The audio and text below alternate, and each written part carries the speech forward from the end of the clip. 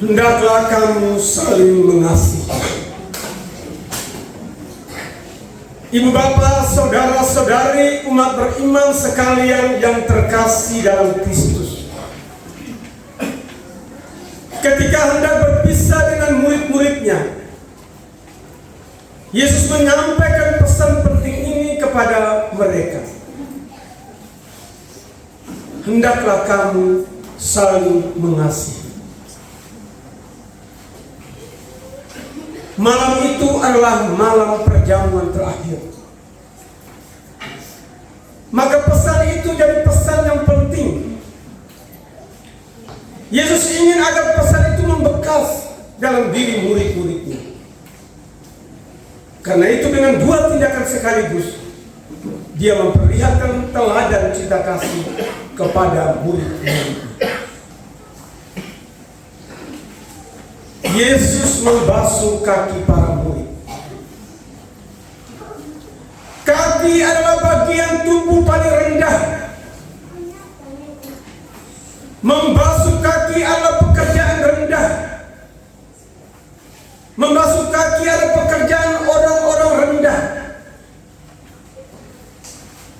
Dengan membasuh kaki Tuhan, seorang murid menunjukkan cinta dan baktinya kepada guru.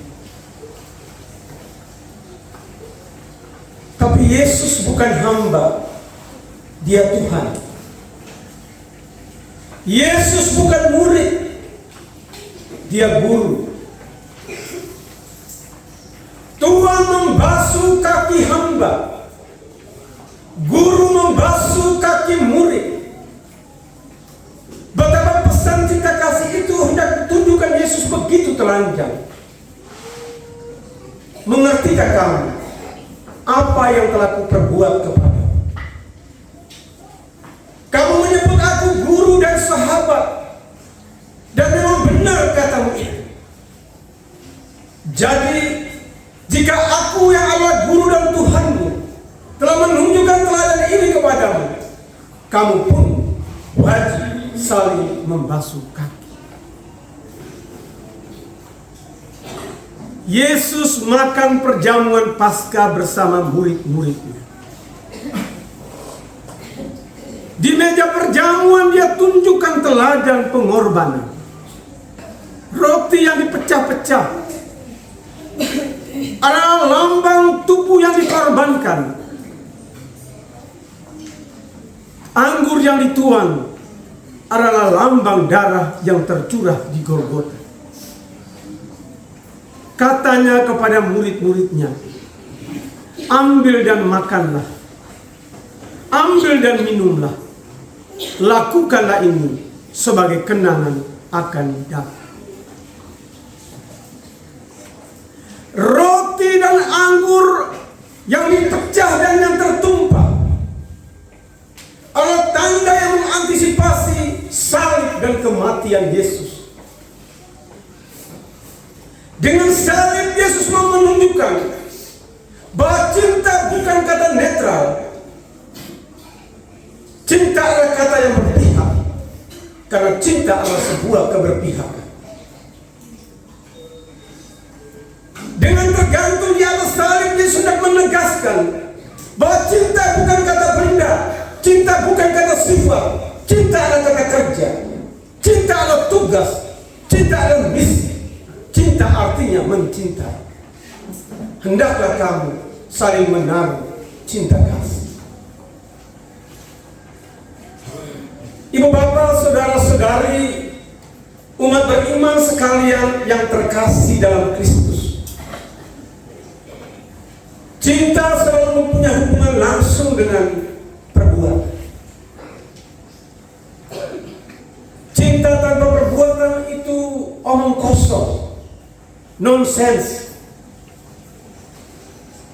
Dengan perbuatan, cinta menjadi berbuah. Cinta tanpa perbuatan bukan cinta. Cinta hanya ditunjukkan dalam perbuatan-perbuatan nyata dalam kehidupan kita sehari-hari. Cinta harus punya hubungan langsung dengan memberi. Tanpa memberi, cinta hanya romantika dangkal. Dengan memberi, cinta jadi nyata. Dalam cinta, memberi harus sampai merasa sakit. Memberi tanpa merasa kehilangan. Yesus membasuh kaki murid-muridnya, dan pemberian diri seperti itu tidak membuat dia kehilangan harga diri. Lihat saudara-saudara, cinta hanya bisa dikerjakan oleh orang yang punya kerendahan hati. Istri yang sombong tidak bisa berbuat kasih. Suami yang angkuh tidak bisa berbuat kasih. Pimpinan yang congkak tidak bisa berbuat kasih. Mari belajar rendah hati supaya kita bisa berbuat kasih. Cinta harus ditunjukkan dengan pemberian sehabis-habisnya, memberi secara total, sebagaimana yang Yesus sudah tunjukkan di atas Golgota. Ambil dan makanlah, ambil dan minumlah. Ini tubuhku, ini darah. Ibu bapak, saudara-saudari, umat beriman sekalian yang terkasih dalam Kristus, pernah dengar nama Maximilian Kolbe? Tahun 1939, pimpinan Nazi Jerman Hitler masuk ke Polandia, dan negeri itu diliputi oleh kekacauan karena Hitler adalah seorang pembunuh berdarah dingin. Dia bersama pasukannya berjuang untuk mengontrol semua orang dan menghabisi siapa saja yang tidak menuruti perintah. Di kota itu ada seorang imam Katolik bernama Maximilian Kolbe. Dia tinggal di biara bersama dengan saudara-saudara seimaman.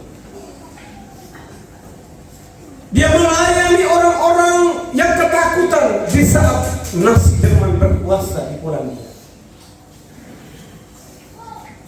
Tetapi setiap perjuangan, setiap pengabdiannya dianggap jahat oleh tentara Nazi Jerman. Maka bersama dengan sejumlah orang, mereka dijebloskan ke dalam penjara. Pada bulan Juni tahun 1941, sesuatu terjadi di Polandia yang mengubah seluruh kisah. Ada seorang tahanan lari dari penjara. Tentara Nazi Jerman kesulitan mencari tahanan yang melarikan diri itu. Lalu mereka manggil dari antara orang banyak itu 10 orang untuk menjalani hukuman di kamp konsentrasi Auschwitz. Ada seorang serdadu, dia menangis luar biasa karena tahu bahwa dia akan menjalani hukuman mati. Dia teringat akan istrinya, dia teringat akan anak-anaknya, dia teringat akan keluarganya. Bersama dengan ke-9 orang itu, Imam Maximilian Marian Kolbe juga dipenjara. Dia mendengar jerit tangis ayah itu. Dia membayangkan bagaimana keluarga itu akan kehilangan ayah, kehilangan penopang utama keluarga mereka. Maka dia maju dan berdiri serta berkata kepada tentara Nazi Jerman, "Bolehkah saya menggantikan orang ini untuk dihukum mati? Karena dia mempunyai keluarga, dia mempunyai istri, dia mempunyai anak-anak." Para tentara Nazi Jerman heran, tapi dia katakan, "Saya imam Katolik, saya berkorban demi umat saya yang akan dihukum mati." Lalu permintaannya diterima, dan Maximilian Marian Kolbe menjalani hukuman sampai dia mati. Bulan Oktober tahun 1941 di Vatikan, ayah yang tadi seharusnya mati tapi digantikan oleh Maximilian Kolbe. Menyaksikan penganugerahan gelar martir kepada Maximilian Kolbe karena rela mengorbankan diri, rela mengorbankan nyawa demi dia, demi keluarga, demi istri, demi anak-anak. Ibu bapak, saudara-saudari, umat beriman sekalian yang terkasih, tidak perlu tubuh kita remuk kalau kita harus melayani. Tidak usah nyawa kita taruhkan kalau kita harus melayani. Cukup kita tahu bahwa mengasihi punya hubungan langsung dengan memberi. Memberi apa yang kita miliki, memberi apa yang kita punya, meskipun yang sederhana. Karena kita tahu dalam semangat saling memberi, dalam semangat saling berbagi, satu bisa berarti 1000, sedikit selalu berarti banyak. Mari ibu bapak, saudara-saudara sekalian, dengan teladan pengorbanan Yesus yang kita rayakan melalui Ekaristi di hari Kamis Putih ini, kita belajar untuk mempersembahkan diri, untuk melayani, untuk mengabdi Tuhan dan sesama dalam kehidupan kita setiap hari. Hendaklah kamu saling mengasihi seperti aku telah mengasihi kamu. Amin. Yesusku, aku percaya Engkau sungguh hadir dalam sakramen Maha Kudus. Aku mencintaimu lebih dari segalanya, dan aku merindukan kehadiranmu dalam jiwaku.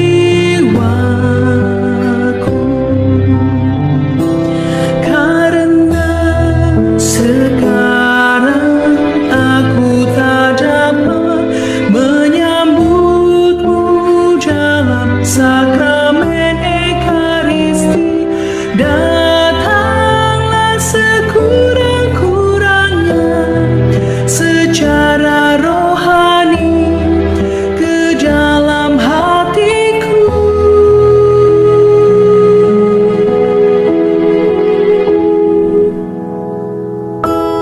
Karena Engkau hadir di sini, aku memelukmu dan mempersatukan diriku sepenuhnya kepadamu. Jangan biarkan aku terpisah dari